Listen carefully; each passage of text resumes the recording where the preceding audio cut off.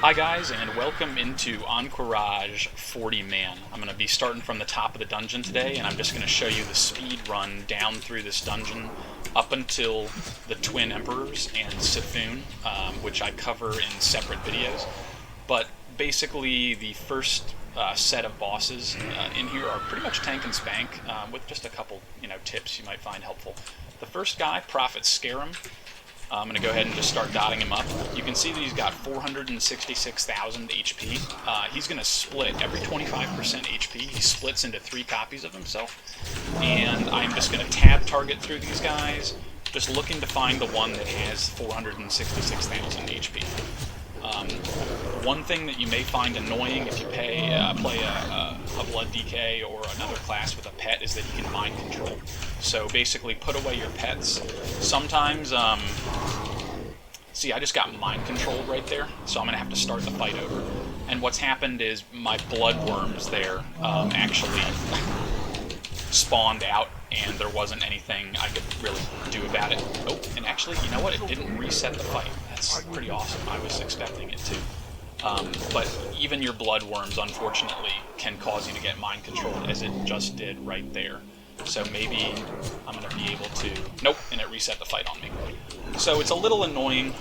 It could take you, longer than a straight smackdown on this guy. If you get unlucky and he does the mind control because you have a pet out or blood worms or something that you can't really control as well as you might like to. So I'm just tab targeting here. There's the one with 466k. And he's going to split once more. So far I've gotten a little luckier. That one has 233k. That's not the right one. Come on, there we go. Alright, and this is going to be a kill for me. Provided I do not get mind control. Yay! Okay, 52 gold, an awesome cloak, some boots. And don't forget to loot these Qiraji Lord insignias if you're looking to gain reputation with this dungeon. The reason why you would want to gain reputation with AQ is because there's a whole lot of set pieces that you can obtain as you raise your reputation, and the set pieces are pretty cool for transmogrification. Over here to the left, you'll see some NPCs. Those are the guys you talk to as you continue raising your reputation with this dungeon, and it may take you a while. I believe you start at unfriendly or hated with these guys. I can't remember exactly which from my level 60 days, but it used to be that you would do a bunch of quest lines and whatnot to raise your reputation with them. And then you would have a very slow grind as you began to clear the dungeon. We're going to go all the way to the bottom of this ramp to the bosses that are usually called the Bug family. You need to clear most of this trash. These brainwashers will CC, they'll mind control you. You can just sit through it, tank through it. If you get bumped up in the air, which you will, as you just saw a lot in this dungeon, I have the glyph of Path of Frost, and basically that will prevent you from taking fall damage if you have Path of Frost on. But just remember that Path of Frost gets cancelled if you take any damage. So you basically just want to time your Path of Frost if there's a dot on you or something like that to make sure that Path of Frost is still active when you hit the ground, if you're going to use that glyph. Rogues, druids, whatever, won't have a problem because you guys have native damage reduction from falling.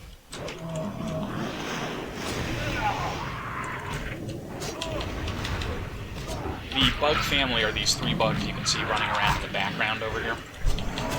These guys, if you want to look up gear from Transmogrification, they actually drop different loot depending on the order in which you kill them. Okay, so like if you kill Princess Youge last, for instance, still took fall damage there because I had this impale dot tick away on me, which was pretty annoying. What was I going to say? Oh, right, yeah. So the loot that they drop, again, changes depending on which order you kill them in. The easiest way to kill them, if you just want to kill them straight up, is to kill Youge first. she heals, and you just interrupt that heal, you're going to get feared and you're going to get knocked back by these guys. So I'm just saving my human racial, immediately trinket that and kill her. I'm knocked down, and she got a heal off because I was knocked on the ground while she was healing. As soon as you kill one of them, they reset their HP. You might find it helpful, as I'm doing right now, to just sort of back yourself into a corner, because they will continue fearing and knocking you backwards if you don't want to get knocked up and back through the whole room and take massive falling damage. So I've just killed Lord Kree, and that leaves Vem, who is the bug that pushes you backwards. And if I pull up Atlas loot here, and I go to Classic WoW, and I pull up the Temple of Ahn'Qiraj raid, I'm applying stuff in the background. I'm just waiting for this guy to walk up to me. It is the bug family here. You can see the loot that these guys drop, and like I said, the loot differs depending on the order that you kill them in, so just keep that in mind. Alright, let's get back to killing them here. My bloodworms are over there working on them.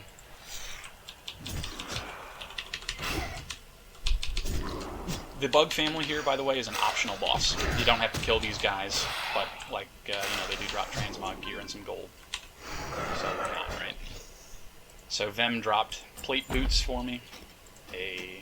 Those robes were awesome back at level 60. That cloth armor,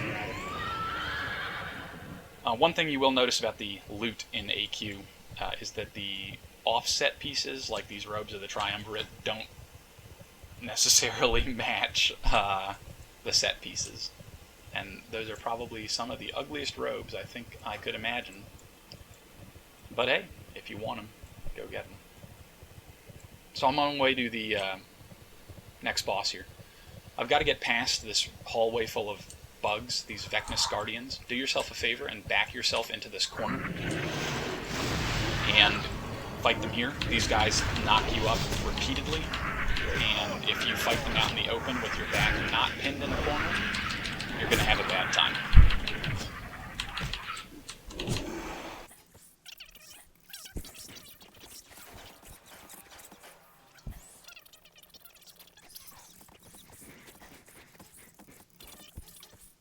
Alright, and we're on to the next boss, which is Battleguard Sartura.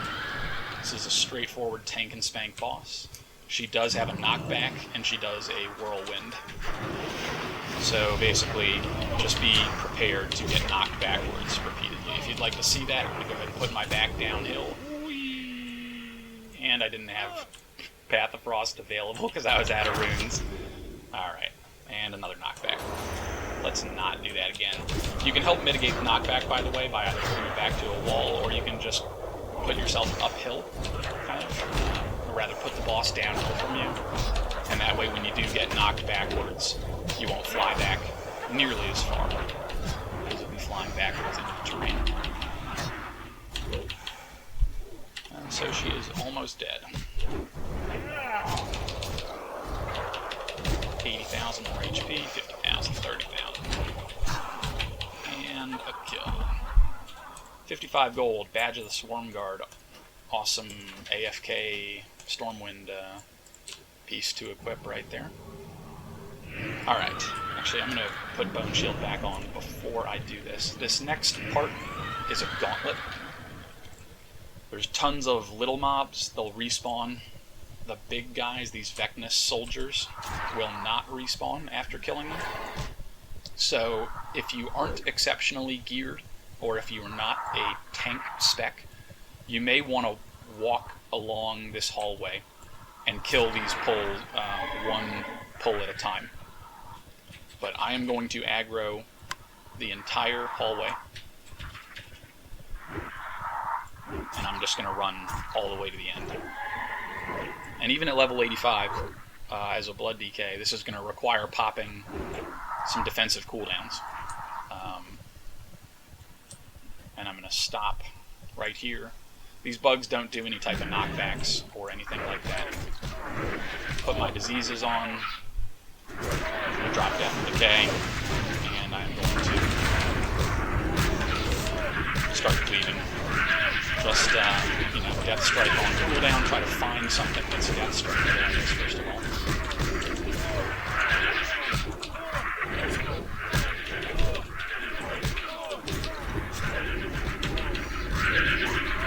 And I'm pretty much at this point just waiting for my Death and Decay cooldown to come back up again. I suppose I could have done still can't believe it.